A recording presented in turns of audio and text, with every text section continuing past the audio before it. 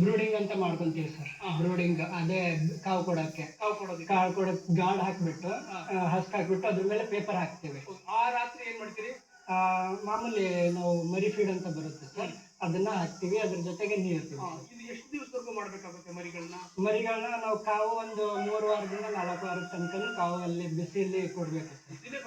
ಬಿಸಿಲಿ. ಈಗ ಏನು ಈ ಚಳಿಗಾಲದಲ್ಲಿ ಆತರ ಮಾಡ್ತೀವಿ, ಬೇಸಿಗೆಕಾಲದಲ್ಲೂ ಅದೇ ರೀತಿ ಮಾಡ್ತೀವಿ? ಬೇಸಿಗೆ ಕಾಲದಲ್ಲೂ ಅದೇ ರೀತಿ ಮಾಡ್ತೀವಿ. ಹಂಗಂದ್ರೆ ಡೇ ಟೈಮಲ್ಲಿ ಲೈಟ್ ಒಂದು ಸ್ವಲ್ಪ ಆಫ್ ಮಾಡ್ಬಿಟ್ಟು ಅದು ಕರ್ಟನ್ ಸುತ್ತಲೂ ಕರ್ಟನ್ ಕಟ್ಟಿರ್ತೀವಿ, ಅದನ್ನ ಸ್ವಲ್ಪ ಓಪನ್ ಮಾಡ್ತೀವಿ. ಅದಾದ್ಮೇಲೆ ಸಾಯಂಕಾಲ ಹೋಗೋ ಟೈಮಲ್ಲಿ ಮತ್ತೆ ಕ್ಲೋಸ್ ಮಾಡಿಬಿಟ್ಟು ಲೈಟ್ ಎಲ್ಲ ಆನ್ ಮಾಡಿ ಹೋಗಿರ್ತೀವಿ. ಏನು ವ್ಯವಸ್ಥೆ ಮಾಡಿದ್ದೀವಿ? ಈ ತರ ಫೀಡರ್ಸ್ ಇದೆ ನೋಡಿ ಸರ್, ಈ ಫೀಡರ್ಸ್ ಒಳಗಡೆ ಹಾಕ್ತಿವಿ. ನಾವು ಈ ಕಡೆಯಿಂದ ಹಾಕಿದ್ರೆ ಇಲ್ಲಿ ಕೆಳಗಡೆ ಬಂದು ಬೀಳುತ್ತೆ. ಇದರಿಂದ ಕೆಳಗಡೆ ಏನ್ ಚೆಲ್ಲೋದಿಲ್ಲ. ಇದ್ರೆಲ್ಲ ಹಾಕ್ತಿವಿ, ಚೆಲ್ಲೋದಿಲ್ಲ. ಹಂಗಾಗಿ ವೇಸ್ಟ್ ಆಗಲ್ಲ. ಫೀಡಿಂಗ್ ಸುಲಭವಾಗಿ ನೀರು ಆಟೋಮೆಟಿಕ್ ಸರ್. ವಾಲ್ ಇರುತ್ತೆ, ಈ ತರ ಡ್ರಿಂಕರ್ಸ್ ಇದಾವೆ ನೋಡಿ, ಇಲ್ಲಿ ಅಲ್ಲಿ ಎಲ್ಲ ನೀರಿಂದ ಹಾಕಿದೀವಿ. ಅದ್ರಲ್ಲಿ ನಾವು ವಾಲ್ ಆನ್ ಮಾಡಿದ ತಕ್ಷಣ ನೀರು ಬಂದ್ಬಿಡುತ್ತೆ. ಇದ್ರಲ್ಲಿ ಬಂದ್ಬಿಟ್ಟು ಇದಕ್ಕೆ ಎಷ್ಟು ತುಂಬಬೇಕೋ ಅಷ್ಟು ತುಂಬಿಸ್ಬಿಟ್ಟು ಆಟೋಮೆಟಿಕ್ ಆಫ್ ಆಗ್ಬಿಡುತ್ತೆ. ಈಗ ಬೆಳವಣಿಗೆ ಆಗ್ತದಾಗ ರೋಗ ಏನಾದ್ರು ಬಂದ್ರೆ ರೋಗ ಅಂತ ಬಂದ್ರೆ ನಾವು ವ್ಯಾಕ್ಸಿನ್ ಎಲ್ಲ ಮಾಡ್ತಾ ಇರ್ತೀವಿ. ಫಸ್ಟ್ ಮೊದಲನೇ ವಾರ B1 ಅಂತ, ಆಮೇಲೆ ಸೆಕೆಂಡ್ 2ನೇ ವಾರಕ್ಕೆ IBD ಅಂತ ವ್ಯಾಕ್ಸಿನ್ ಕೊಡ್ತೀವಿ ಸರ್. ಅದು ಮೊದಲನೇ ವಾರದ್ದು ಕಣ್ಣಿಗೆ ಹಾಕ್ತಿವಿ, 2ನೇ ವಾರದ್ದು ಕಣ್ಣಿಗೆ ಹಾಕ್ತಿವಿ. ಅದಾದ್ಮೇಲೆ 3ನೇ ವಾರದ್ದು ನೀರಲ್ಲಿ ಮಿಕ್ಸ್ ಮಾಡಿ ಕೊಡ್ತೀವಿ. ಈಗ ಈ 1 ದಿವಸದ ಮರಿ ತಂದ್ರೆ ಎಷ್ಟು ದಿವಸಗಳ ನಂತರ ಅವು ಮೊಟ್ಟೆ ಇಡೋದಕ್ಕೆ ಶುರು ಮಾಡ್ತವೆ? ಒಂದು 25ರಿಂದ 26 ವಾರ, ಅಂದ್ರೆ 5 ತಿಂಗಳಿಗೆ ಮೊಟ್ಟೆ ಸ್ಟಾರ್ಟ್ ಆಗುತ್ತೆ ಸರ್. ಹೌದಾ? ಎಷ್ಟು ಮೊಟ್ಟೆಗಳು ಒಂದು ಕೋಳಿಯಿಂದ ನೀವು ತಗೊಬೋದು ಅಂತ ಸಾಮಾನ್ಯವಾಗಿ? ನೀವೇ ಆಗ್ಲಿ ಅಥವಾ ರೈತರೇ ಆಗ್ಲಿ?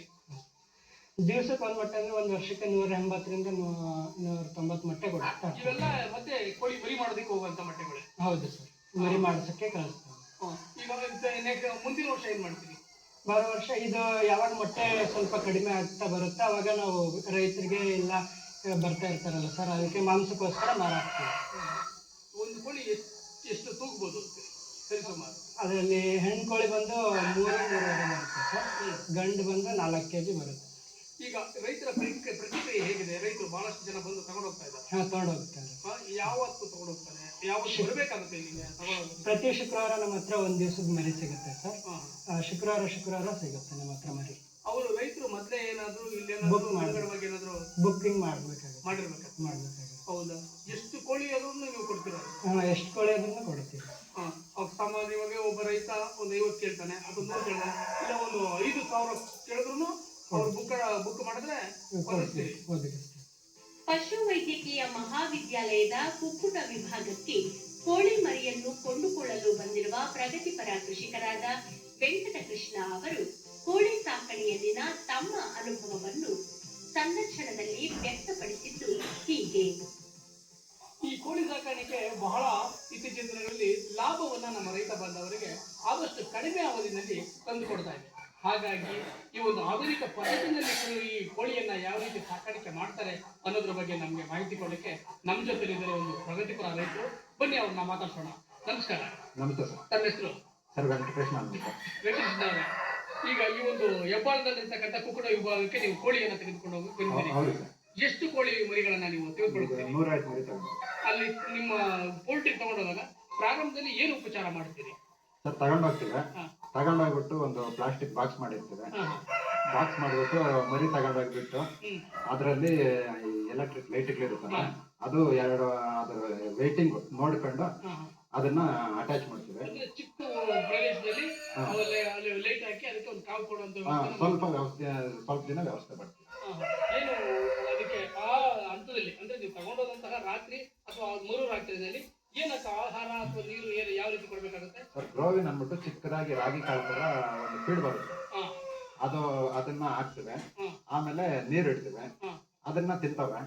ತಿಂದು ಒಂದು ಮಿನಿಮಮ್ ಒಂದು 2 ವಾರ ಆದ ನಂತರ ಅದನ್ನ ಬಾಕ್ಸ್ ತೆಗೆದ್ಬಿಟ್ಟು ಬೈಲಲ್ಲಿ ತರ ನೆಲ್ಲೊಟ್ಟು ಹಾಕ್ಬಿಟ್ಟು ಇದ್ ಮಾಡಿ ಬಿಡ್ತೀವಿ. ಮಾಮೂಲಿ ಬಾಕ್ಸ್ ಟೈಪು ಊಟ, ಬಾಕ್ಸ್ ಟೈಪು ವಾಟರ್. ಇದು ಎಷ್ಟು ದಿವಸ ಬಿಡಬೇಕಾಗುತ್ತೆ ಸರ್? ಒಂದು 2 ವಾರ ಆದ್ರೂ ಬಾಕ್ಸ್ ಅಲ್ಲಿ ಇರ್ಬೇಕಾಗುತ್ತೆ. ಆಮೇಲೆ 2 ವಾರದ ನಂತರ ಏನ್ ಮಾಡ್ತೀವಿ? 2 ವಾರ ನಂತರ 2 ದಿನ 1 ವಾರ ಶೆಡ್ ಅಲ್ಲಿ ಬಿಡ್ತೀವಿ. ಆನಂತರ ಸ್ವಲ್ಪ ಅವು ಸ್ವಲ್ಪ ಡೆವಲಪ್ ಆಗಿರ್ತವೆ. ಆಗ ಬೈಲಿಗೆ ನಮ್ಮ ಜಮೀನುಗಳಿರ್ತಾವಲ್ಲ ಅದೆಲ್ಲ ಬಿಡ್ತೀವಿ, ಅವು ಹೋಗಿ ಅಲ್ಲಿ ಮೇಯ್ತಾ ಇರ್ತವೆ.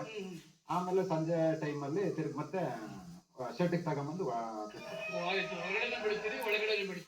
ಈಗ ಸಾಮಾನ್ಯವಾಗಿ ಒಬ್ಬ ರೈತ ಅವನ ಒಂದು 100 ಕೋಳಿ ಅಥವಾ 200 ಕೋಳಿ ಅಥವಾ ಒಂದು 200 ಕೋಳಿ ಸಾಕ್ಬೇಕಂತಂದ್ರೆ ಅವನು ಏನು ಶೆಡ್ಗಳನ್ನ ನಿರ್ಮಾಣ ಮಾಡ್ಬೇಕು, ಕಡಿಮೆ ವೆಚ್ಚದಲ್ಲಿ ಯಾವ ರೀತಿ ಮಾಡ್ಕೊಳ್ಬಹುದು?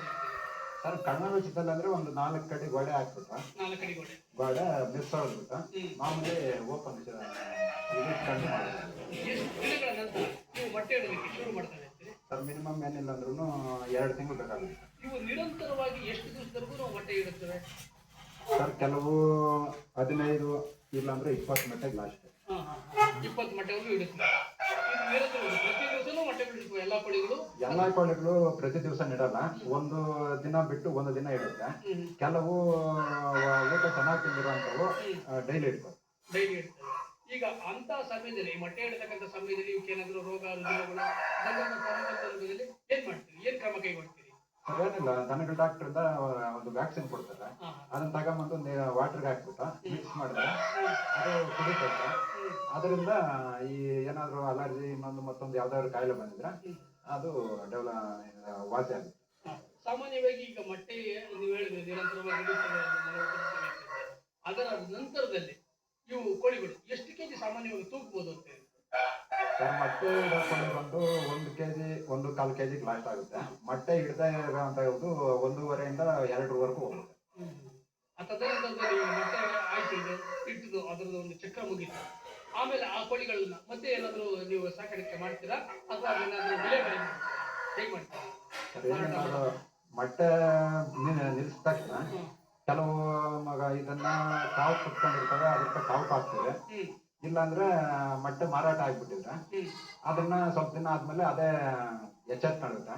ಆಮೇಲೆ ಮಾಮೂಲಿ ಬಂದು ಮತ್ತೆ ಶುರು ಆಗುತ್ತೆ. ಎಷ್ಟು ವರ್ಷದವರೆಗೂ ಇದು ಈ ಒಂದು ಪ್ರಕ್ರಿಯೆ ಆಗ್ಬಹುದು ಸರ್? ಅದು ಇಷ್ಟೇ ಅಂತ ಹೇಳಕ್ಕಾಗಲ್ಲ, ಅದ್ರ ಹಂತವಾಗಿ ಹೋಗ್ತಾ ಇರುತ್ತೆ. ಅಂದ್ರೆ ಒಂದು 2 ವರ್ಷ 3 ವರ್ಷವರೆಗೂ ಹೋಗಲ್ಲ. 2 ವರ್ಷವರೆಗೂ ನಿರಂತರವಾಗಿ ಮೊಟ್ಟೆಗಳನ್ನ ತಗೊಳ್ತಾ ಇರ್ತೀರಿ, ಮಾಡ್ತಾ ಇರ್ತೀವಿ. ಅದು ಮುಗಿತು, ಅದು ಇನ್ನು ಮೊಟ್ಟೆ ಇರಲ್ಲ ಅಂತ ಆ ಸಮಯದಲ್ಲಿ ಅದನ್ನ ಮಾರಾಟಕ್ಕೆ ಮಾರಾಟ ಮಾಡಿ. ಈಗ ಮೊಟ್ಟೆ ಸಾಧಾರಣವಾಗಿ ನೀವು ಇಡ್ತಾರೆ ಅಂತಂದ್ರಲ್ಲ, ಒಂದು ಕೋಳಿ ಮರಿನ ನೀವು ಸಾಕಾಣಿಕೆ ಮಾಡಿದ್ರೆ ಕೊನೆಯವರೆಗೂ ನೀವು 2 ವರ್ಷವರೆಗೂ ನಿರಂತರವಾಗಿ ಅದನ್ನ ಸಾಕಾಣಿಕೆ ಮಾಡದಂತಹ ಸಂದರ್ಭದಲ್ಲಿ ಎಷ್ಟು ಅದನ್ನ ಲಾಭ ಪಡಿಬಹುದು? ನಿಮ್ಮ ಖರ್ಚನ್ನ ಕಳೆದು ಈ ಮೊಟ್ಟೆ 100ಗೆ ತಗೊಳ್ಳಿ, 100 ಮೊಟ್ಟೆ ಅಂದ್ರೆ ಒಂದು 50 ಕೋಳಿ ಹೆಣ್ಣು ಕೋಳಿ ಇತ್ತು ಅಂದ್ರೆ 50 ಮೊಟ್ಟೆ ಅಂದ್ರೂ ಮಿನಿಮಮ್ ಅಂದ್ರೂ ಡೈಲಿ 500 ರೂಪಾಯಿ ಸಂಪಾದನೆ ಮಾಡಬೇಕು. ಇಲ್ಲಿವರೆಗೂ ಈ ಒಂದು ಕೃಷಿ ಉಪಕಸುಬಾಗಿ ಕೋಳಿ ಸಾಕಾಣಿಕೆಯನ್ನು ಮಾಡಿ ಅಲ್ಪ ಮಟ್ಟದಲ್ಲಿ ಒಂದು ಆರ್ಥಿಕ ಮಟ್ಟಕ್ಕೆ ನಿಮ್ಗೇನು ಬೇರೆ ವರಮಾನ ಇದೆಯೋ ಅದ್ರ ಜೊತೆಲಿ ಇದು ಒಂದು ರೀತಿಯಲ್ಲಿ ವರಮಾನ ತರೋದಕ್ಕೆ ನಿಮ್ಮ ಅನುಭವವನ್ನು ನಮ್ಮೊಂದಿಗೆ ಹಂಚಿಕೊಂಡ್ರಿ. ಹಾಗಾಗಿ ನಮ್ಮ ರಾಜ್ಯದ ಕೃಷಿಕರ ಪರವಾಗಿ ತಮಗೆ ವಂದನೆಗಳು, ಧನ್ಯವಾದ, ನಮಸ್ಕಾರ. ಹೆಬ್ಬಾಳದಲ್ಲಿರುವ ಪಶು ವೈದ್ಯಕೀಯ ಮಹಾವಿದ್ಯಾಲಯಕ್ಕೆ ಪ್ರತಿ ಶುಕ್ರವಾರ 1 ದಿನದ ಮರಿಗಳನ್ನು ಕೊಂಡುಕೊಳ್ಳಲು ಬರುವ ರೈತರು ಹಾಗೂ ಸಿಬ್ಬಂದಿ ವರ್ಗದವರು ಮರಿ ಉತ್ಪಾದನಾ ಕೇಂದ್ರಕ್ಕೆ ಹೋಗುವ ಮುನ್ನ ತಪ್ಪದೆ ತಮ್ಮ ಕಾಲುಗಳನ್ನು ಅಲ್ಲಿರುವ ಅಂಟುಜಾಡ್ಯ ನಿವಾರಕ ನೀರಿನಲ್ಲಿ ಒದ್ದೆ ಮಾಡಿಕೊಂಡು ಹೋಗಬೇಕು ಎನ್ನುವ ತಜ್ಞರಾದ ಡಾಕ್ಟರ್ BM ವೀರೇಗೌಡ ಅವರು ಈ ಮೂಲಕ ಕಾಲಿನಿಂದ ಹರಡುವ ರೋಗಗಳನ್ನು ತಡೆಗಟ್ಟಬಹುದು ಎನ್ನುತ್ತಾರೆ. ನಾವು ಇಲ್ಲಿ ಮರಿ ಉತ್ಪಾದನಾ ಕೊಠಡಿಯ ಮುಂದೆ ಇದ್ದೀವಿ. ನಾವು ಯಾವುದೇ ರೈತರು ಪ್ರತಿ ಶುಕ್ರವಾರ ಇಲ್ಲಿ ಒಂದು ದಿನದ ಮರಿಗಳನ್ನು ಅವರಿಗೆ ಮಾರ್ಲಿಕ್ಕೆ ಇದ್ದೀವಿ. ಇಲ್ಲಿ ಬಂದಾಗ ಅವರು ಮರಿ ಉತ್ಪಾದನೆ ಕೊಠಡಿಗೆ ಹೋಗುವ ಮೊದಲು ಈ ಏನು ನೀರು ಇಲ್ಲಿ ಹಾಯಿಸಿದೀವೋ ಅದರಲ್ಲೂ ಕೂಡ ನಾವು ಅಂಟುಜಾಡ್ಯ ನಿವಾರಕಗಳನ್ನು ನಾವು ಹಾಕಿ ಸಿಂಪಡಿಸಬೇಕಾಗುತ್ತೆ. ಯಾರೇ ಸಿಬ್ಬಂದಿ ಆಗ್ಬೋದು ಅಥವಾ ರೈತರೇ ಆಗ್ಬೋದು, ಈ ಮರಿ ಉತ್ಪಾದನಾ ಕೇಂದ್ರದ ಒಳಗಡೆ ಹೋಗುವ ಮುನ್ನ ಅವರ ಕಾಲುಗಳನ್ನು ಇದರಲ್ಲಿ ಒದ್ದೆ ಮಾಡಿಕೊಂಡು ಅವರ ಅಕಸ್ಮಾತ್ ಏನಾದರೂ ಕಾಲು ಅಥವಾ ಅವರ ಪಾದರಕ್ಷೆಗಳಲ್ಲಿ ಯಾವುದೇ ರೀತಿಯ ರೋಗ ರುಜಿನಗಳು ಕೂಡ ಮರಿ ಉತ್ಪಾದನಾ ಕೇಂದ್ರದ ಒಳಗಡೆ ಹೋಗಬಾರದು ಅನ್ನೋ ಒಂದು ಉದ್ದೇಶದಿಂದ ಈ ಒಂದು ಜೈವಿಕ ಸಂರಕ್ಷಣಾ ಒಂದು ಪದ್ಧತಿಯನ್ನು ನಾವು ಕಟ್ಟುನಿಟ್ಟಾಗಿ ನಾವು ಪಾಲಿಸ್ತಾ ಇದ್ದೀವಿ. ಇದ್ರದ್ದು ಪ್ರತಿ ಶುಕ್ರವಾರ ನಾವು ಹ್ಯಾಚ್ ಡೇ ಅಂತ ಹೇಳ್ತೀವಿ. ಪ್ರತಿ ಶುಕ್ರವಾರ ನಮ್ಗೆ ಇಲ್ಲಿ ದಿನದ ಮರಿಗಳು ಸಿಗ್ತವೆ. ನಿಮ್ಗೆ ರೈತ ಬಾಂಧವರಿಗೆ 100ಕ್ಕಿಂತ ಕಡಿಮೆ ಬೇಕಾದಲ್ಲಿ ನೀವು ಪ್ರತಿ ಶುಕ್ರವಾರ ಬಂದು ತಗೊಂಡು ಹೋಗ್ಬೋದು. ಹೆಚ್ಚಿನ ಪ್ರಮಾಣದಲ್ಲಿ ಅಂದ್ರೆ 100ಕ್ಕಿಂತ ಹೆಚ್ಚಾಗಿ ಬೇಕಾದಲ್ಲಿ ನಾನು ಕೆಳಕಂಡಂತ ಮಾಹಿತಿ ಕೊಟ್ಟಿರ್ತೀನಿ. ಅಲ್ಲಿ ನೀವು ಕಾಂಟ್ಯಾಕ್ಟ್ ಮಾಡಿಬಿಟ್ಟು ನೀವು ಬುಕ್ ಮಾಡಿ ಮರಿಗಳನ್ನ ಕಾಯ್ದಿರಿಸಿ ತಗೊಳ್ಬೋದು. ಸೊ ಪ್ರತಿ ಶುಕ್ರವಾರ ನಮ್ಮಲ್ಲಿ ದಿನದ ಮರಿಗಳು ಸಿಗ್ತವೆ. ಬೆಂಗಳೂರಿನ ಹೆಬ್ಬಾಳದಲ್ಲಿರುವ ಪಶುವೈದ್ಯಕೀಯ ಮಹಾವಿದ್ಯಾಲಯದಲ್ಲಿ ಮಾತ್ರ ಗಿರಿರಾಜ, ಸ್ವರ್ಣಧಾರ ಹಾಗೂ ನಾಟಿ ಕೋಳಿಗಳನ್ನು ನೇರವಾಗಿ ರೈತರಿಗೆ ಸರಬರಾಜು ಮಾಡಲಾಗುತ್ತಿದ್ದು, ಆಸಕ್ತ ರೈತ ಬಾಂಧವರು ಹಾಗೂ ಕೋಳಿ ಸಾಕಾಣಿಕೆದಾರರು ಇಲ್ಲಿಗೆ ಭೇಟಿ ನೀಡಿ ತಮ್ಮ ಪ್ರದೇಶಕ್ಕೆ ಸರಿಹೊಂದುವ ಸೂಕ್ತ ತಳಿಯ ಕೋಳಿ ಮರಿಗಳನ್ನು ಆಯ್ಕೆ ಮಾಡಿಕೊಂಡು ಸಾಕಿಕೊಳ್ಳಬಹುದಾಗಿದ್ದು, ಈ ಮೂಲಕ ಕುಕ್ಕುಟೋದ್ಯಮದಲ್ಲಿ ಉತ್ತಮ ಲಾಭವನ್ನು ಗಳಿಸಬಹುದಾಗಿದೆ.